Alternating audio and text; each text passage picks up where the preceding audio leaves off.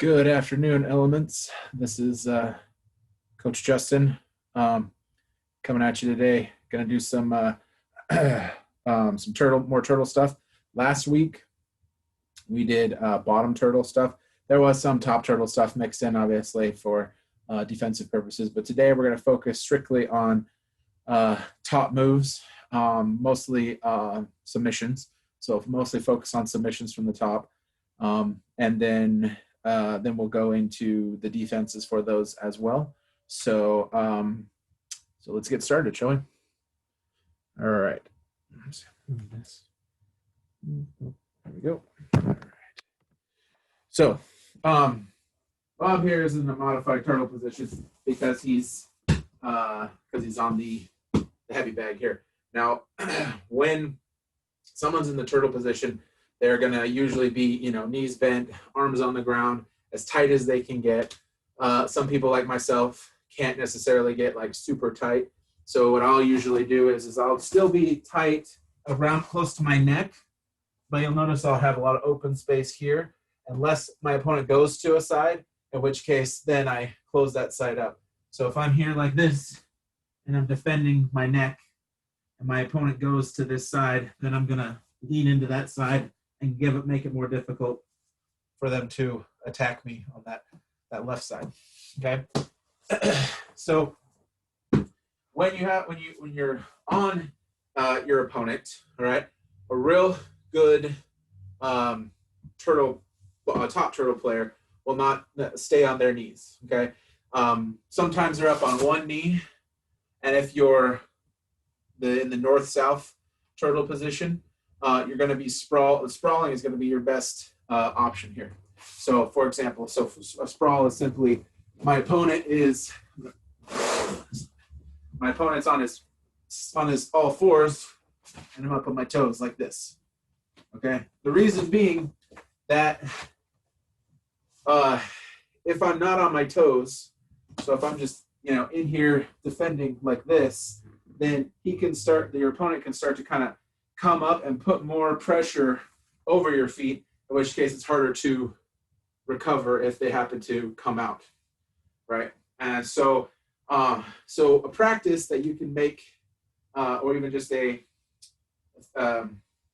drill you could do with a partner, is have them go down into turtle position, whether it be, all fours turtle position like this, or defensive turtle position like this, and you're going to get on their back, just kind of like this, go to your sprawl position, right? And if this hand is on this side, then it should be, and you're more in front, then it should be underneath this side. If you go 90 degrees, it should be around the top. Some people will have you do this with no hands. The problem with no hands, though, is that you can't set yourself. You lose the ability to set yourself in the right position. So here's what I mean. So if I'm here and I'm slightly off center from my opponent's head, so I'm slightly to his left, okay? This arm's going to go under that arm, and this arm's going to go over that head, right? So it's going to be like this, and I'm sprawling. If I'm going to switch to the other side, I have to take this hand over here, and then this hand comes under the head as I move to that side, okay? Then if I want to complete to the outside one way or the other, I'm going to then have to bring that back arm over and then switch my hands, okay? So what that means is that my hands are going to be in here like this. I'm going to be sprawling. Then this hand is going to come out around the back, and then this hand is going to come in front like that. So you see how I switched from here to here, and I switched from here to here. It's because I went past 90, all right? And so what I mean is there's a cross on your opponent's back from head to stern, or head to tail, and shoulder to shoulder. If you're in this quadrant here, so the left upper quadrant, your left hand, your right hand should be underneath, your left hand should be over. If you switch to the other quadrant, then the other is true. So again, if I'm here, I'm in this quadrant, right? And I start to move to the other one, this hand goes, and then this hand goes here. If I move past the 90, then once I get to about halfway, this hand goes, then this hand goes, and now I'm over here. Okay? Now, switching from in the front doesn't have anything real super special. If you want to be a good back person, if you want to be a good back person, switching from the front isn't very super special. Again, it's over, under, then as I switch, this over becomes an under, and then this under becomes an over. All right? But if you were here last week or watched, I'm not sure I think that's up yet, watched last week when my niece was here, when you go to the side, one thing you have to worry about is the low single, okay? Because as I'm progressing to the outside, my opponent can grab my leg, this outside leg from the outside, and use that as a leverage to pull this ankle out and then topple me over. So I want to minimize that risk by taking the cross hand and putting it behind the arm before I go around.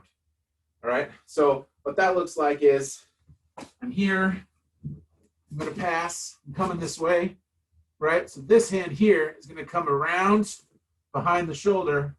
This one comes here. And then once I've passed, then I can reposition. All right? So when you're doing a drill, when you're doing a drill when you come around, first of all, going all the way around the body doesn't necessarily make a whole lot of sense because hardly ever are you going to spin all the way around. You're really going to spin from the front to the side, and then maybe you're going to go back to the front and then to the other side. You're not really ever going to spin around to the back. If you do spin around to the back, it's because you're putting your hook in to take the back or to do something like that. And a lot of times that's a little more difficult than just spinning it in. But if you were in like a fight with somebody and they were on the ground, they were trying to get up, or they lunge at you, as most people do. They start to attack you, they lunge at you, they lunge low. You're going to push down on them, and you're going to end up sprawled, and they're going to end up on the ground like this. Well, now it's real easy to get a hook in because I'm completely open here. My neck is open and everything. So in that case, I could spin around and come inside, get that hook in, pull them over, choke them out. Okay. Hopefully later this week, my friend Charlie, who's a bouncer, he'll be here, and he can show you some of those cool transitions. He's much faster at that than I am. He can show you some of those cool transitions. So, but for our sake, we really just want to focus on switching from side to side, switching around the side and back again. And, it doesn't have to be super fast, mainly because you're putting pressure on their back. And you'll notice this with your opponent, if you're doing this with your opponent, and you can easily switch from side to side when you're practicing your drill to go from right to left. And I would say use this as a warm-up if you're going to continue to watch this week. I'll probably talk about that just to remind you guys, did everybody do their drills? And so coming around from side to side is going to be real important when it comes to that, okay? Now, the first thing submission I want to go over today is one we've gone over before, and it's the 10-finger choke. So I want to go over two submissions that'll work from the front headlock in any case, and one that will work with the gi. So one without the gi and one with the gi, or sorry, two without the gi and one with the gi. So the first one is the 10-finger choke. All right.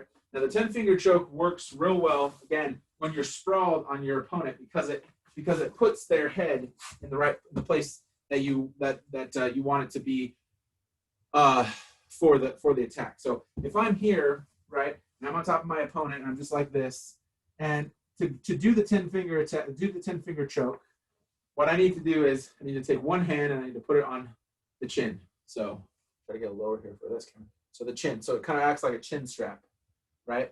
And the thumb side is going to be up against the throat because of the positioning of the throat. See how my thumb goes here? It's going to be up against the throat. So one side chin straps with the thumb in the throat. The other side comes and grabs that outside like this. And then once it's in, I sit back and I use their head on my stomach to kind of push and use the pressure of me lifting them up to choke them. Okay. So,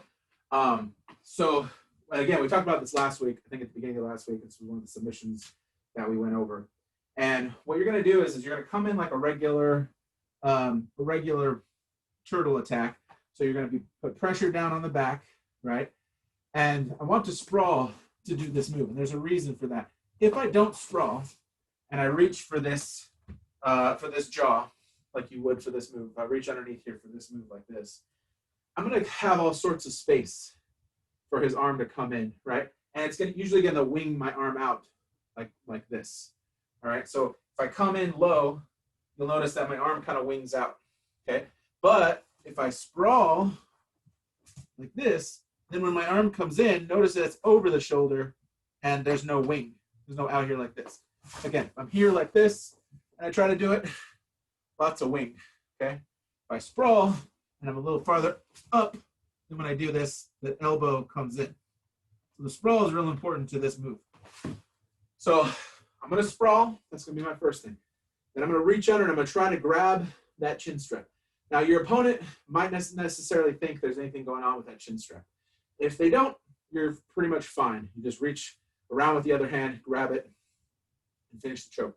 If they do, then most likely they'll try to reach up, pull that hand off, try to regrip, try to do something to keep you from choking them. And so that's usually what I do. So if I'm in turtle position, somebody reaches under and tries to grab my chin strap, I'll probably try to get out by either by pulling the hand away, or if they try to go for this not sprawled, like I said, then you should actually be able to even reach around and push them away and get it off, and actually maybe even re-square with them because of the lack of tension that's created without the sprawl. So if I'm just here like this and I reach underneath to grab that, again, chicken wing, right? So it's real, and then I start to try to go for this one. Okay, your opponent can push back, kind of flatten himself back, and then push off my chest and get out from underneath. That's not 100% defense, obviously, but it is a good way to defend this specific move if your opponent's being lax. All right. Now, if your opponent's doing this correctly, which is you're the opponent in this scenario. If you're doing it correctly, then this should work for you pretty well. Okay. So again, you're sprawling on your opponent's back. All right. Notice how it changes the angle of my chest. If I'm here, my hips are down, my chest is kind of up a little bit more. And if I'm here, my hips are up, so my chest is a lot higher on his back. When I reach under for that chin strap, now my elbow stays in tight. Okay. Then I reach under with the other chin strap, and I grab my hands together like I showed you. So I'm just trying to grab over like this. Now I'm going to pull that thumb in, and then I'm going to drop down and lift up just like this. So you'll notice Bob's head's uncomfortably up against, the back of Bob's head's uncomfortably up against my stomach. And then when I got these two together, boom, there's your choke. Okay. Now, this isn't necessarily the easiest choke to pull off. Most people should be able to defend it. Even people who don't know what's going on, they're like, oh, he's got a hold of my jaw. I wonder why. So it's not like it's the easiest to get off. But if you grab that jaw and you don't try to twist it or attack it real strongly, most people might be like, oh, he's not trying to attack anything, and then boom, you get that other hand inside and you're ready to go. Okay. So that's your 10-finger choke. Now again, when your opponent does the 10-finger choke on you, he can do it tight, he can do it loose. If he does it loose, it should be real easy to bring that hand up to defend on whatever side he's trying to grab onto. And if you watched any of my videos last week, there's real good two-handed defense where you grab with this hand, get this hand inside, and then re-grip and baseball bat onto that hand. That's a real good, easy defense to a lot of the chokes across the chin. This one works especially well because of how close the hand has to get. But if your opponent's real tight on you, like I just was, the only real thing that you can do at that point is defend the other one. So if your opponent grabs a hold of your chin, don't waste time trying to pull this hand off. Defend the second hand coming in. That's what I would say. All right. You need both hands in order for this choke to work. You can't do it with one hand, because if I try to do this with one hand. Let's say I was here and I tried to do this with one hand. It's real easy for the head to come out the side like that, right? I need both hands so that the head stays in the center, so that when I come up, they don't have either way to go because my arms are blocking both. That's kind of how the choke works. So you want to keep that other hand from coming in. So somebody got my chin strap and they were real tight. They were real tight, and I couldn't get that hand up, try to get it off. I'd already be here trying to block this, and I'd be trying to attack, trying to defend this hand. So the hand that he's already got on, I'd reach up there, try to pull it, nothing's happening. Okay, nothing's happening over here, then I need to switch to this side, right? This side's where all the attack is coming from. So I need to defend that side. And once I've defended that side, now I've got a hold of it, maybe 2-on-1 on it, and I can actually pull them down, and I can actually kind of try to get up and out of it, because especially if they try to hold on to that chin. Okay, so that is my take and defense to the 10-finger choke. All right, that's our one no-gi choke. Now the next no-gi choke is going to be your basic guillotine choke. All right, it's not super basic from this position, but it works real well from the front headlock position, and you don't have to. The 10-finger choke is definitely a pressure choke, so I would consider that. If you stick with my elemental ideas here, I would definitely consider that an earth attack. This one is a bit more of an air attack, because you're actually coming out and then going back in, and this is a move that is one of Marcelo Garcia's go-to moves when he has this position if he gets it, and this is actually also the way it's finished. Okay, in the Marcelo team, there are lots of ways to finish the guillotine. So for those of you who are like, well, what's a guillotine? Which most of you, unless you're absolutely brand new, you should know what a guillotine is. But a guillotine choke is where I have my opponent's head on one side of my body like this, and then I have another hand that comes in and helps support. And there are various ways that this hand can come in and help support. But essentially, they call it a guillotine choke because the choke more requires you to get the head to push down than it does for you actually trying to lift up. In fact, if you try to lift up on the head too much, the head will pop out. Even with my large head, I've actually had lots of times where an opponent will put me in a guillotine, and because of their way they put their arm, it pops out, which is also real important when you're doing the guillotine as well. The guillotine is actually a fairly semi-complicated submission. But you can get the guillotine from half guard, you can get the guillotine from full guard, you can get the guillotine from turtle position. Those are really the big three. Sometimes you can jump into a guillotine, like that happens sometimes, like if an opponent comes at you, or if somebody shoots for a single leg, guillotine attack's real easy to get to. So the guillotine choke is in quite a few places.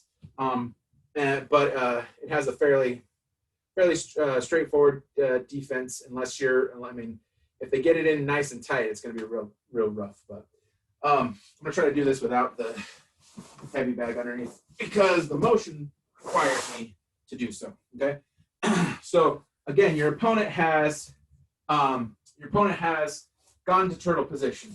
All right, and you decide, guillotine's where it's at. That's what you want to do. You want to do a guillotine. I'll do it on the other side so you guys can see it a little better.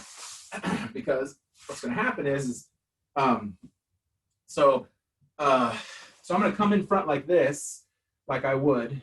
This hand doesn't go to the floor.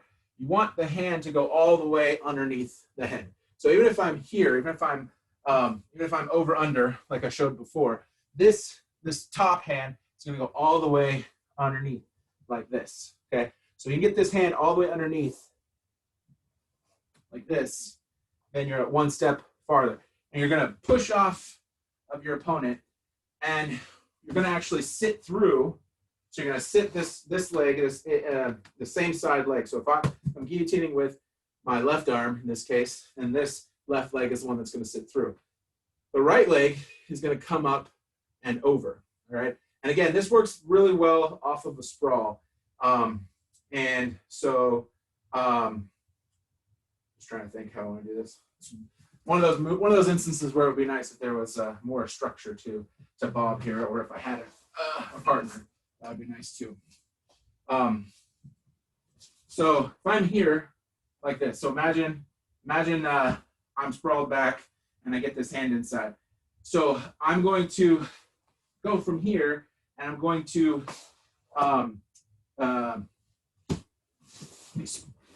get a little bit of sprawl at least. So I'm gonna go from here, right? And I'm gonna shoot this leg through to come inside, and then this leg is gonna come up and over. All right. So I'm here, and where I end up with, this leg is blocking the outside here. It's not coming inside. It's just blocking the outside. And then this leg is blocking over like this. Okay. So again, really wish I had an opponent here so I could show this better.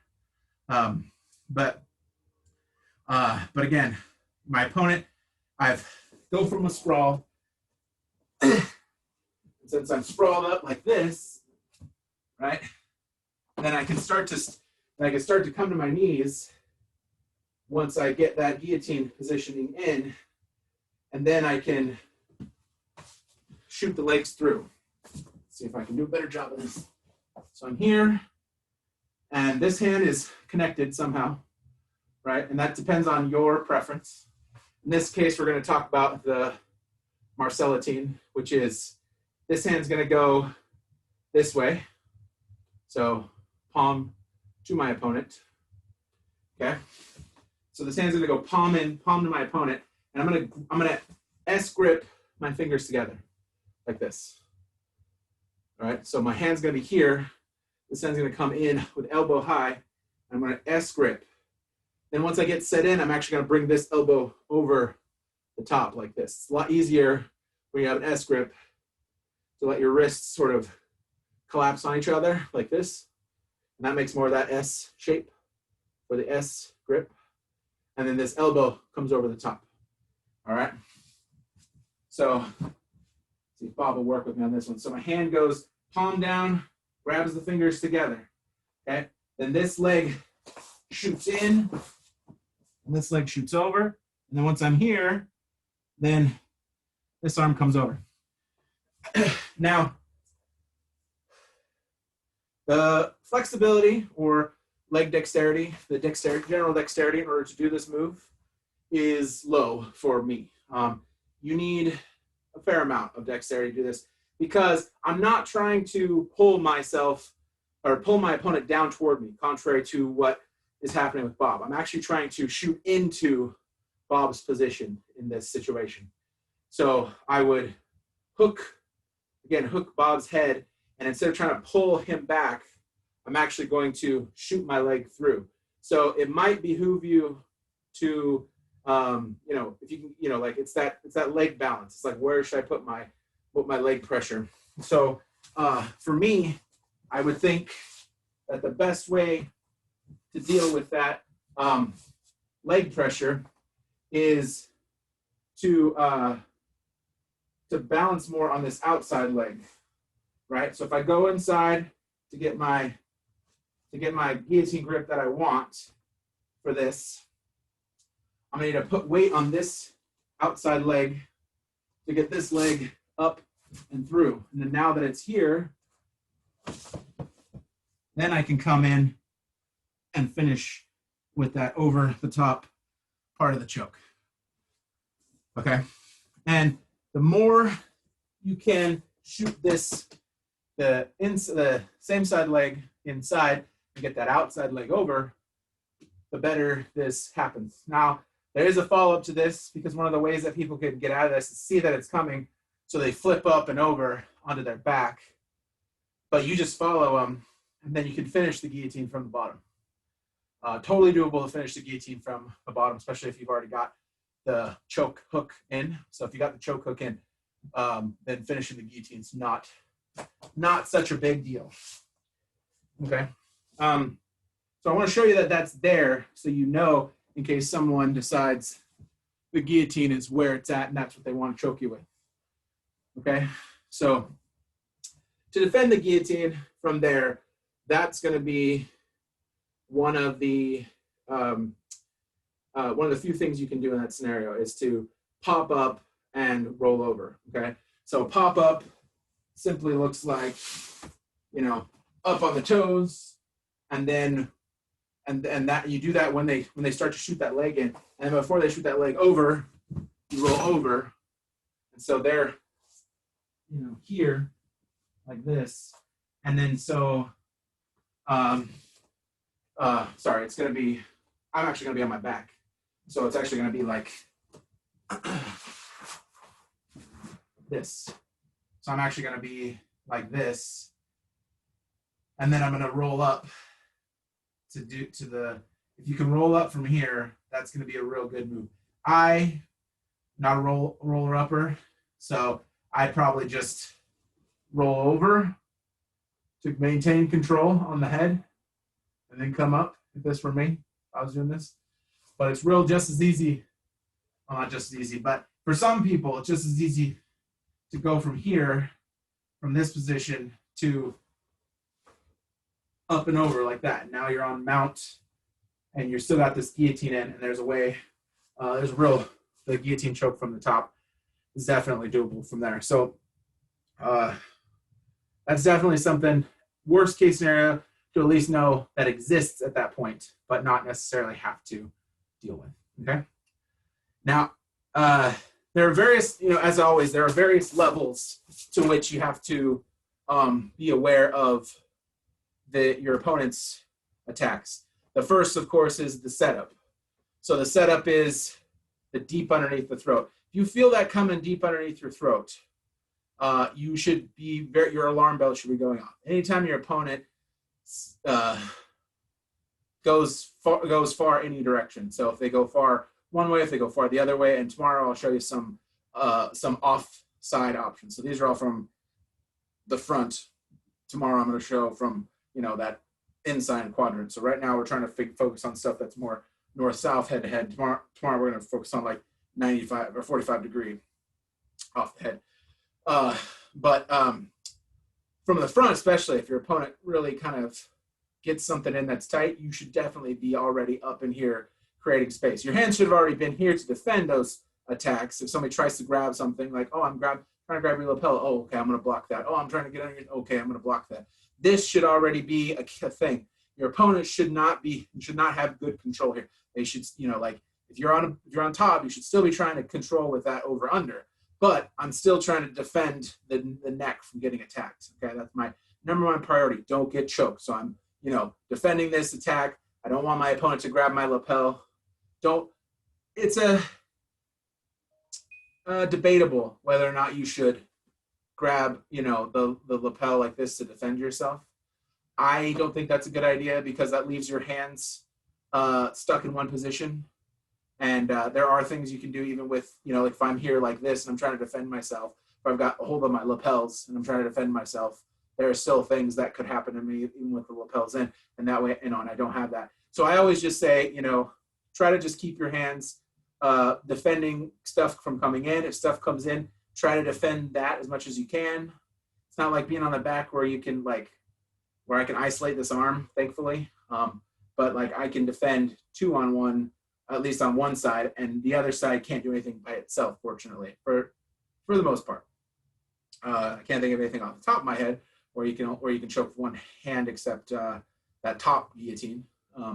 But it requires your opponent to flip to his back, and so if you got one end, you don't need to worry about the other. And the other thing about the guillotine too, just so that you know, the guillotine will work better for some people than others. And here's the simple anatomical reason why: your shoulder. Okay, as strange as it sounds, when you guillotine somebody, your shoulder position determines how the guillotine is going to work. Okay, so let me kind of show you on Bob here, get him back into his turtle position. So this is one of the reasons why I don't do the guillotine, because of my shoulder. All right, and here's where it is. So when I put on a guillotine, if I'm here, I'm fine. But the minute I start to go back, my shoulder goes back. It's real hard for me to keep this shoulder forward, especially when I'm on my back. Like when I'm on my back, it's real hard for me to put that forward and keep that arm in the same spot, right? If I drop the shoulder, see all I'm doing is is all it's happening is my shoulder's going from a forward position to a backward position. So it's more forward, and now it's more backwards. And what's happened is it's changing the pressure that my arm is putting on the back of the head. So if I'm over the head like this, they're not going anywhere. But the minute I start to come back, the shoulder starts to come back, and then all this space behind the head opens up, and most people just pop right out, right? A good guillotine player can lay back and keep their shoulder forward real good, right? I've tried this multiple times, and I have so much trouble with it. It's not like it's impossible. It's just very, very difficult, especially if my opponent is aware of the situation and defending correctly. So if you have good flexible shoulders and wrists for those for that, like, you know, oh, I can shrug my shoulder forward and, you know, keep this hand twisted correctly, and, you know, you'll feel it. You'll see. If you try to do a guillotine on somebody, you know, and you can just like Google a guillotine from the guard, because that's probably the most basic one. I actually do guillotine and guillotine defense from the guard in a much earlier module, but we're almost back to that again. So it'll just be a couple weeks before we're back to that. So the guillotine submission working from the guard, they have it's a lot about the shoulder, and so it's true even from this position. It's a lot about the shoulder. I've found this out because every time I do this, the head pops out, and part of it, like I said, part of it's because let's see if I can get this in shot. I think I can. Probably here. So if I'm guillotining somebody from the side here like this, right? So I'm trying to guillotine them as I lay down. I'm here. See where my arm is? It's on the mat, right? So if I'm trying to guillotine somebody, and say I'm in guard and I'm trying to guillotine somebody, it's on the mat. If I could roll this shoulder forward, then I could get my arm off the mat, and it'd be over their head. So because I don't have the right like flexibility in the forward rotation of my shoulder, the guillotine is a much more difficult move for me from the bottom. Everybody can guillotine from the top because the head's like this, so it's real easy just to keep them here and do this, right? The head's out the back. But from the bottom, if I want to guillotine, I need this arm over the head, and I can't get it over the head if that shoulder doesn't allow for my arm to go over, right? So play around with that a little bit if you get a chance with a partner, and check it out. Can your arm stay closer to the back of their neck when you get to that bottom position, or does it touch the mat, and so you have trouble guillotining? That's definitely a thing. And so having said that, one of the defenses in these kinds of situations is to try to push that arm down over the head. So if someone's guillotining you, you want to defend the choke with one hand and then try to push the arm over with the other hand. There's quite a few little things you can do there. And honestly, you're probably going to get choked with this quite a few times before you actually find the right defenses for you. But these are all things that you can try when somebody guillotines you. So I would just say, you know, if you have the chance to have a partner come work with you, take the guillotine, set it up, and then go, okay, I'm going to try to defend this with my hands. I'm going to try to defend this by pushing it off. There is a tripod defense when your opponent's in guard. When it's in this position, it's not going to work because they have the leg, because of the angle that they have, on you. So it's not going to work in this position, but it would work in the guard because you're underneath them. In this position, you're off to the side. So the tripod defense is not going to work. But in the guard, since you're straight on with the person, that's going to work to keep you from getting choked. So, but again, I'll show that when we talk about guard. So this main stuff is just, you know, since you're off to the side, try to hand fight, try to get the arm off, try to get the hand off, try to stop it before they get the leg inside. Those are all the things that you need to be aware of. So again, take some time, really kind of focus on that position and what you can do with it, and get a good opponent to work with you, get a good partner to work with you on those and that defense. Okay.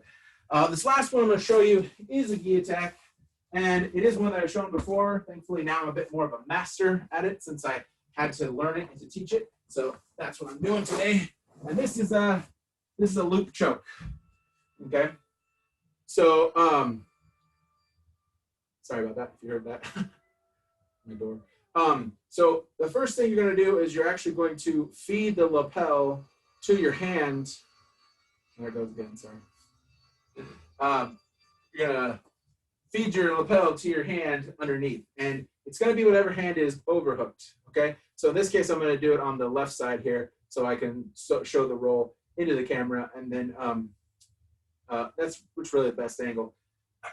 So I'm going to be attacking my opponent and I'm going to be back. I don't have to necessarily sprawl, but as long as I'm back here with my legs farther away from my opponent, I'm pretty good.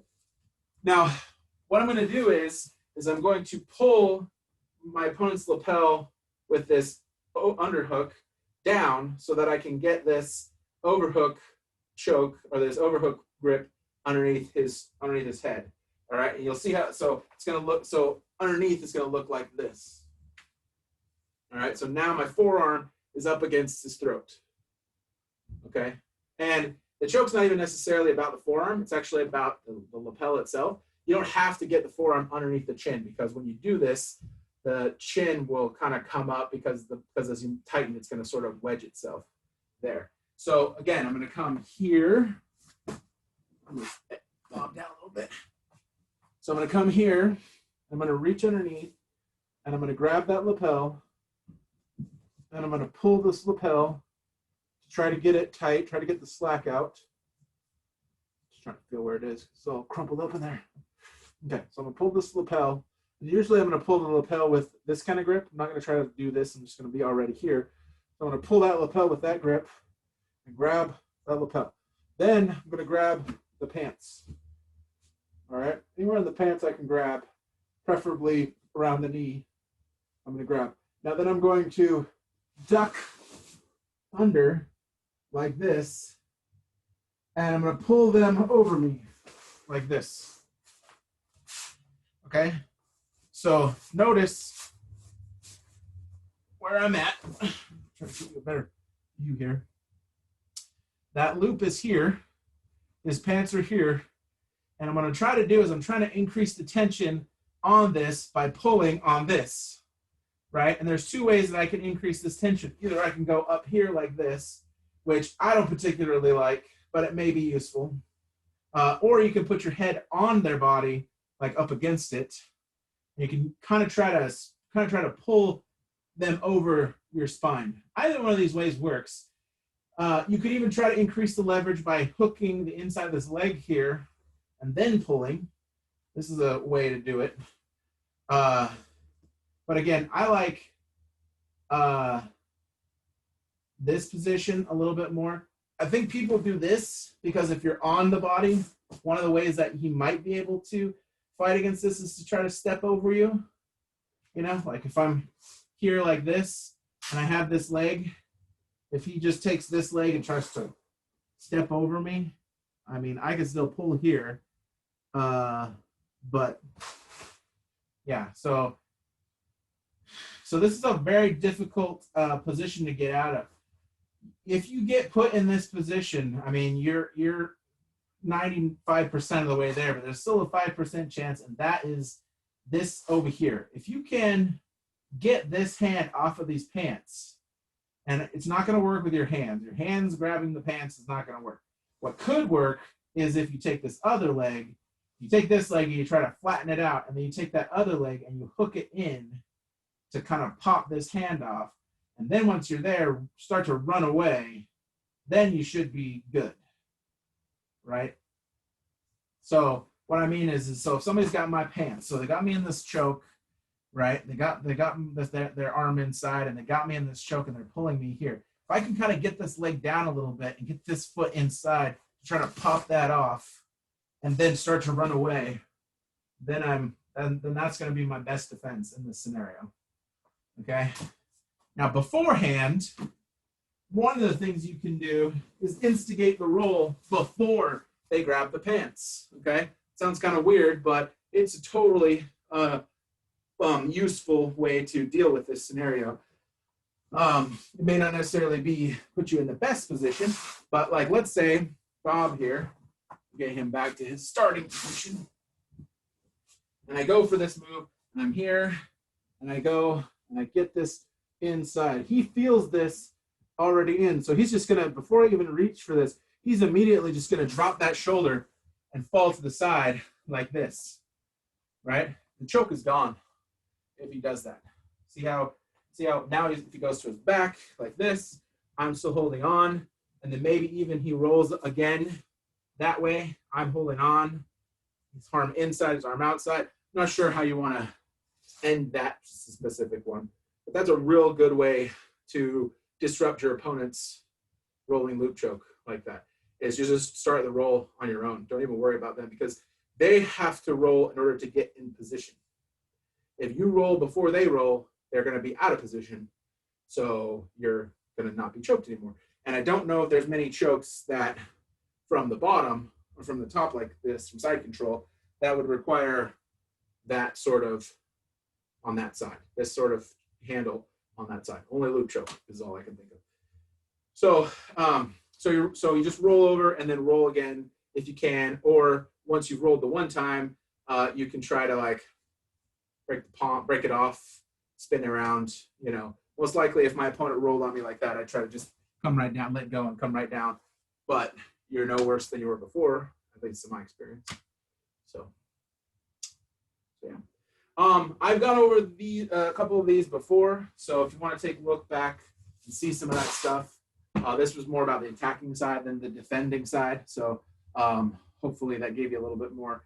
And if you have any questions, you know, please let me know. Otherwise, that's it for me today, guys. I hope you have a good rest of your week. And if you watch this before Wednesday, obviously we're going into lockdown here in Oregon. So I'll actually be switching my class times to 6, so to work better with you guys in terms of your time. And hopefully I might have a partner at that time. So, all right, guys, have a good one.